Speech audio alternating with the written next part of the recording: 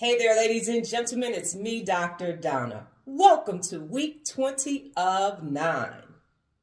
Last week I read Business at the Speed of Thought. Here's what I have for you. Ladies and gentlemen, this book was published in 1999, and as you know from previous book reviews, I read Bill Gates' The Road Ahead, and he predicted a lot of things that will be taking place in the future, and he was actually correct. So I thought it was apropos that I read this book as well.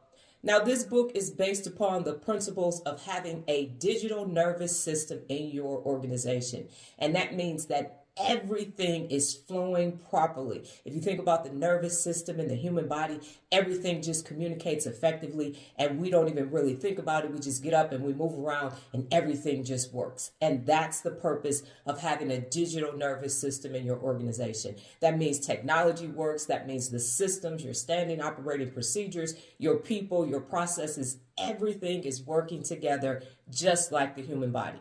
And when you can produce that in your organization, you are in fact doing business at the speed of thought. Now, there are several things that I'd like to take away from this book. Now, at the beginning of the millennium, there were very few companies who were actually embracing technology. People weren't even using email yet. You'd have to call someone on the phone to give them information within an organization. He talked about the organizations that were embracing technology, to include Microsoft, and he used them as examples of what companies were going to need to do in order to be successful. The interesting thing is that some of the companies that were using technology back then are not even companies anymore. But other companies were starting and emerging, like Amazon, and there were other companies like a Brazilian bank who was doing things in banking at the time that no other bank was doing. And as we know, it took banks a long time to catch up. You couldn't do things online. You couldn't pay your bills online. But Bill predicted that we'd be able to do all of those things, and we can now. The interesting fact also was that no one saw Amazon coming, especially not Walmart. And if you think about it, by the time Amazon took over, it took Walmart several years to get their websites together and their sales and everything, because they just thought, hey, we're Walmart, and people are just going to come in the store and shop. And they didn't understand the changing of the times and that the presence of online shopping was actually going to take over in the retail actual box stores or physical locations. Additionally, what I thought about as I read this book is that I said, well, this book was published in 1999 and it's 2023. And are there organizations who still aren't embracing technology? And I can think of one off the top of my head, which is Southwest Airlines. Their system of finding and locating flights and everything, as we know, during the holidays, it failed them. So what happens? How is it that an organization can be number one and then all of a sudden lose their luster? And I always say this, and I've said that earlier in the book reviews, is that you have to have a growth mindset. You can't get comfortable. One thing that Bill Gates talked about in The Road Ahead was if you're already ahead of somebody and somebody passes you, that means you've either stopped or slowed down. So what you need to do is ensure, in this book he talked about having a CIO, but now we call them CTOs. You have to have a strong technical presence, especially now. He talked about Michael Dell, who at the time was leading everything in the computer industry. And if you know anything about the Dell Corporation, there was a time when he went public and he spent an entire year taking his company back private again. And now they're thriving again, but they even had a little dip because of technology.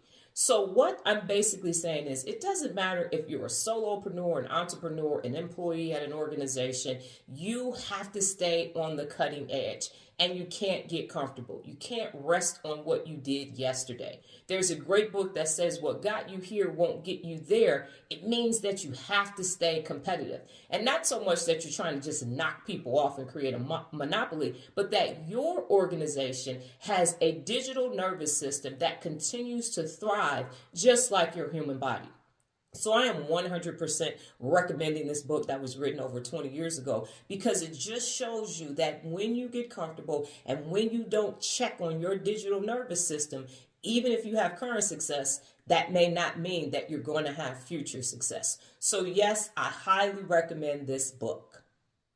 Last week's new beginning, I gave up caffeine and I'm now just drinking water. And let me tell you something, ladies and gentlemen, that caffeine die-off period, That is nothing nice, but I feel so much better and I'm just breathing better. I would have never thought that the caffeine was affecting the way I actually breathe. And I looked it up, and there's so many things that happens when you stop drinking or intaking caffeine. I mean, you have anxiety and depression and loss of appetite, and your sleep is all over the place. And I thought to myself, I said, well, when did I start drinking coffee? I started drinking coffee in 2005, and I've given it up here and there, switched to decaf. And then finally I said, you know what? This is it. I'm done. No more caffeine. And so last week was the week, the die-off period. By the end of the week, I was feeling a lot better, and now I'm perky as I can be. And I actually read about the benefits of drinking water and not overhydrating, but using the amount of water that your body actually needs, and how it's detoxing. It helps with the liver. It helps with your skin, and obviously with hydration, and it also helps with your appetite suppression. And I even lost a couple of pounds. You know, I had a little spare tire about to happen on there. So it was interesting, and I'm grateful that I made that decision. It was an awesome new beginning. This week's book, The Richest Man in Babylon. Well, that's my time, ladies and gentlemen. But before I get out of here, just remember the power of 9. New beginnings expand your mind. Adios.